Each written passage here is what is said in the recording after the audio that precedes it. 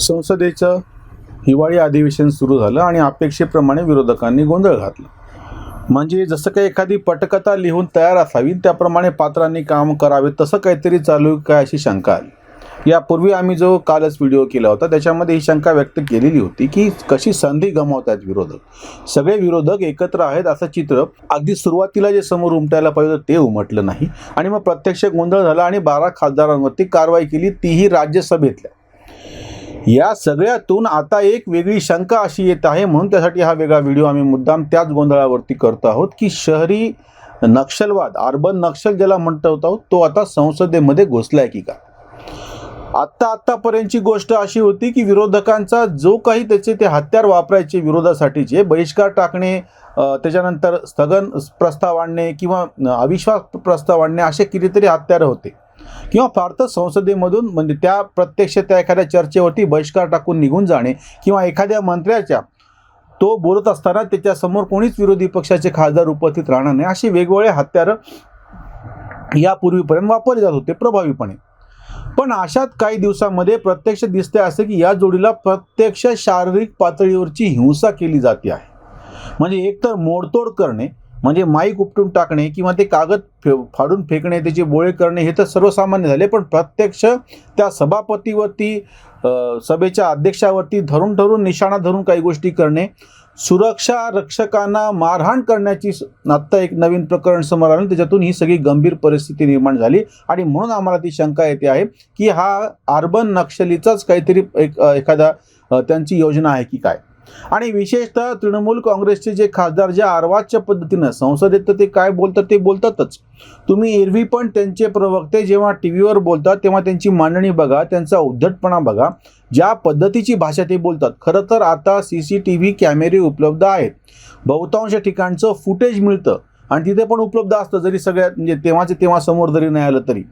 असं असताना सुद्धाही जेव्हा खोटं बोलतात किंवा एक चर्चेमधला मुद्दा काल समोर आला होता की 1-2 नाही 42 सगळे मार्शल कसे आणून समोर उभे केले.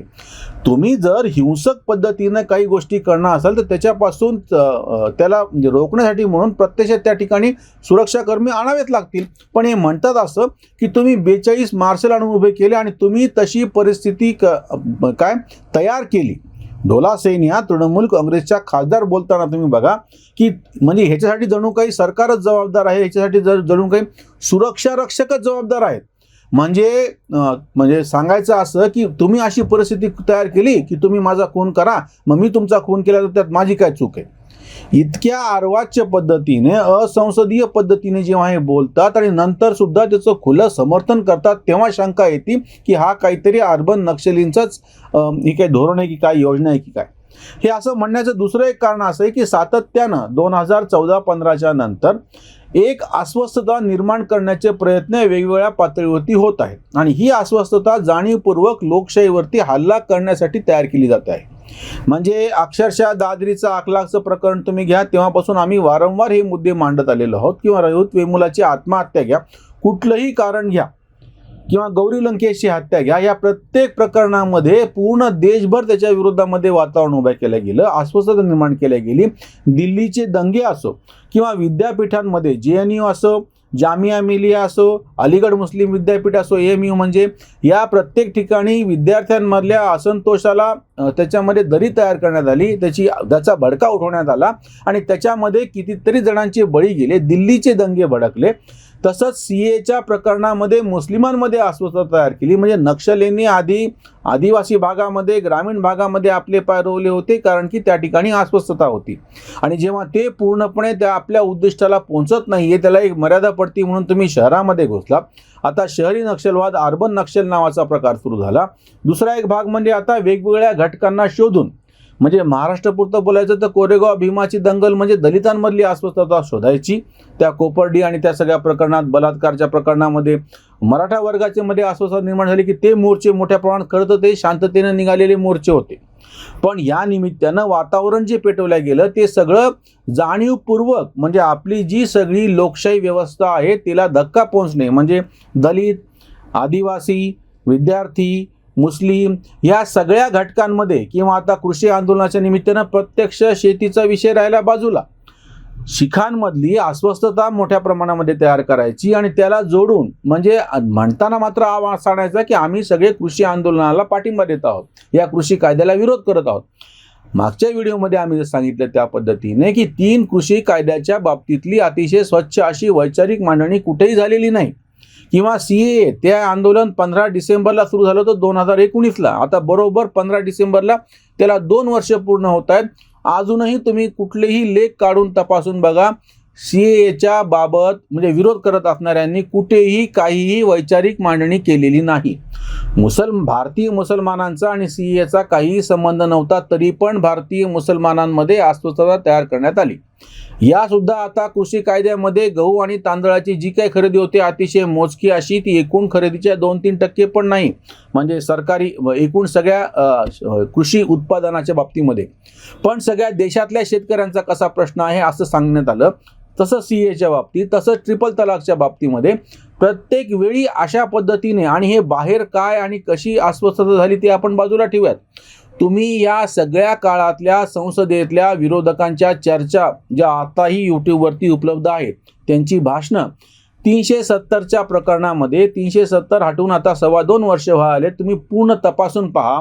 या सगळ्या काळामध्ये 370 हटवल्यामुळे तिथल्या मुसलमानांचं काय नुकसान झालं किंवा तिथे काहीतरी वैध पद्धतीनं काय अडचणी तयार झाल्या, अशी मांडणी करणारा एकही लेख उपलब्ध नाही, एकही भाषण उपलब्ध नाही. संसदेमध्ये कोणीही या संदर्भातली काही एक विशिष्ट वैचारिक मांडणी केलेली असं उपलब्ध नाही. त्याचं कारणच असं आहे की असं काही न करता फक्त गोंधळ निर्माण करणे, म्हणजे नक्षल्यांची जी मोडस ऑपरेंडी म्हणतात, म्हणजे त्याची काम करण्याची शैली कशी आहे की ज्या ठिकाणी थोडाफार अन्याय होतो आहे, अस्वस्थता होतो आहे, लोकशाही व्यवस्थेमधल्या त्रुटी जिथे दिसत आहे, जिथे फटी आहेत, त्या ठिकाणी हात घालून त्याला मोठं करायचं, ही अस्वस्थता वाढवायची, दंगे भडकवायचे आणि लोकशाही व्यवस्थेवरचा विश्वास कसा उठावा. आता ही उत्तर प्रदेशच्या निवडणुकीच्या तोंडावरती बरोबर हे असं वातावरण तयार केलं जात आहे. किंवा पश्चिम बंगालमधल्या निवडणुकांबाबतीत तुम्ही सुद्धा बघा, जो हिंसाचार उसळला, ज्या पद्धतीने देशाच्या अंतर्गत एका राज्यातून निर्वासित म्हणून हजारो लोकांना शेजारच्या राज्यांमध्ये स्थलांतर करावं लागलं, ही देशाच्या इतिहासातली पहिली घटना पश्चिम बंगालच्या निवडणुकीच्या काळात घडलेली आहे. हे सगळं करण्यामागे काय कारण आहे आणि ह्याची जेव्हा चर्चा संसदेमध्ये होते तेव्हाची पण तुम्ही चर्चा आठवून पहा. प्रत्येक वेळी गोंधळ घातला गेला, बहिष्कार टाकला गेला, निघून गेले विरोधी खासदार, पण त्यांनी प्रत्यक्षामध्ये तोंड काही दिलं नाही या चर्चेला किंवा स्वतः काही वेगळी मांडणी केली नाही. म्हणून आम्ही असं आता आरोप करतो आहोत की जो शहरी नक्षलवाद, अर्बन नक्षल, ज्याचा धोका मोठ्या प्रमाणामध्ये शहरी भागात आणि इतरत्र होता, तो आता प्रत्यक्ष संसदेमध्ये सुद्धा आहे की काय अशी शंका येते आहे. आणि तेही कुठल्या ह्याच्यामध्ये, राज्यसभेसारखं जे ज्येष्ठांचं सभागृह आहे. लोकसभेमध्ये लोकांनी निवडून दिलेले प्रतिनिधी असतात, पण राज्यसभेमध्ये लोकांनी प्रत्यक्ष निवडून दिलेले प्रतिनिधी नाहीत. हे जे लोकप्रतिनिधी आपण निवडतो त्यांच्यामधून त्याच्यामधून प्रतिनिधी राज्यसभेवर निवडून जातात किंवा देशभरच्या ज्या विधानसभा आहेत त्या विधानसभा आपले काही एक प्रतिनिधी राज्यसभेवरती पाठवतात आणि राष्ट्रपती नेमतात. अशांची मिळून राज्यसभा तयार होते. अपेक्षा अशी आहे की या राज्यसभेमध्ये मोठ्या प्रमाणामध्ये बुद्धिवंत लोक, विचारवंत आलेले असल्यामुळे त्यांनी अतिशय सखोल आणि साधार अशी चर्चा करावी आणि त्यांनी एकूणच आपल्या सगळ्याला चांगली दिशा द्यावी.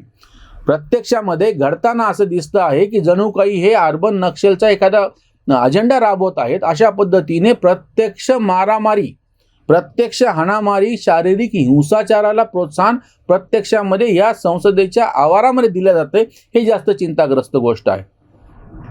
अजून याच्यातली महत्त्वाची गोष्ट म्हणजे जी ह्या खासदारांच्या आणि विरोधी पक्षांच्या विशेषतः लक्षात येत नाही ती की गेल्या काही वर्षांपासून सातत्याने हे सगळं प्रक्षेपण बाहेर म्हणजे सर्वसामान्य लोकांना, पत्रकारांना, ज्या कोणाला हे समजून घ्यायचे त्याच्यासाठी उपलब्ध आहे. त्याच्यामुळे तुम्ही आता असा दावा करू शकत नाही की बाबा हे खोटं सांगतायत किंवा आमचे माईक बंद केले गेले होते किंवा आम्हाला त्रास दिला गेला किंवा आम्हाला जाणीवपूर्वक काय म्हणता येईल त्यांचं आमच्यावरती निलंबन केलं गेलं. प्रत्यक्षामध्ये खासदारांची वागणूक काय आहे, खासदार कशा पद्धतीनं बोलतात, खासदारांची उपस्थिती किती आहे, आपला खासदार आपण निवडून दिलेला, जसं लोकसभेतल्या ह्याच्यावरती सगळ्यांचं लक्ष असतं, त्याच पद्धतीनं राज्यसभेमध्ये सुद्धा काय आणि कशी चर्चा होती हे अतिशय बारकाईनं पाहिलं जातं. आणि हे तुम्ही लक्षात घेतलं जात नाहीत. आधीच्या काळी जे काही संसदेमध्ये चालायचं त्याचं ज्यांनी कोणी रिपोर्टिंग ज्या पत्रकारांनी केलं असेल त्याच्यावर अवलंबून राहावं लागायचं. पण आता अगदी मी सांगतोय म्हणून तुम्ही विश्वास ठेवावा असं काही नाही. तुम्ही प्रत्यक्षात लोकसभे आणि राज्यसभेमध्ये काय होतं आहे तुम्ही तुमच्या डोळ्यानं पाहू शकता. आणि नेमकी हीच गोष्ट हे खासदार विसरत आहेत की आपण जी एखादी कृती करतो आहोत ती कृती कितीतरी हजारो लाखो डोळे, आपल्याला करोडो डोळे बघत आहेत. त्यामुळे आपल्यावरची जबाबदारी जास्त आहे. संसदेच्या या अधिवेशनामध्ये विरोधकांकडून एक अतिशय चांगली अशी त्यांच्याकडून अपेक्षा होती की त्यांनी वैचारिक पातळीवरती मांडणी करावी आणि आपण एक काय म्हणता येईल सक्षम असे विरोधक आहोत आणि लोकशाहीतली आपली भूमिका निभावत आहोत हे सिद्ध करावं. दुर्दैवाने तसं करताना विरोधक हे दिसत नाहीत, म्हणून हा दुसरा व्हिडिओ आम्हाला आवर्जून करावा लागेल.